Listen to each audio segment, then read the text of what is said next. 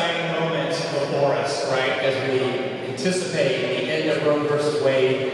And I think about my mother when I was 6 years old. She was a teacher, she taught all 10 of us.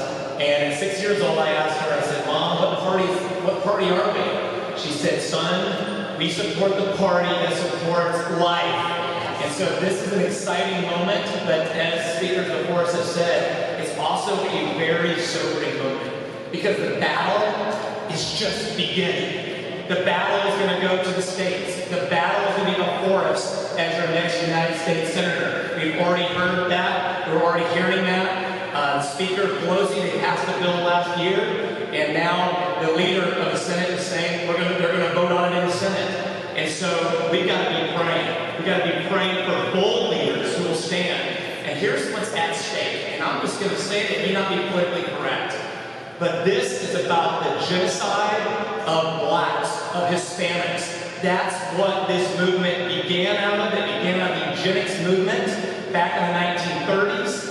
And it's a dark chapter in our state's history. It's a dark chapter. It's not just our state, but other states like California. In fact, Hitler even referenced the leaders at that time here in the United States.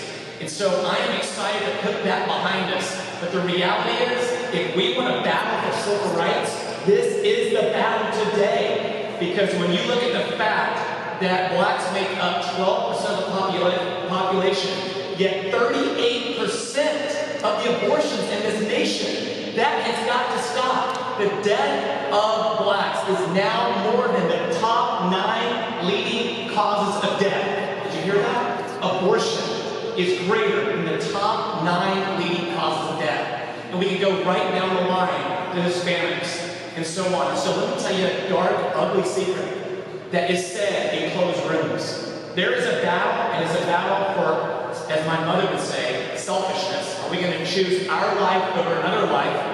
And that's when we surrender our life to Christ, we realize it's not about us. It's about, right, protecting and serving and laying down our life for another life, as my mother always said to us. But there is again a second issue that none of us want to have to acknowledge, but it's true. Behind closed doors, and behind closed doors in the history of this capital, it's been said, y'all, if we overturn abortion, do you realize what's going to happen to the demographics of this nation? So we have to decide, do we believe that every one of us are created in God's image, and we're all one people, one blood? Do we believe that?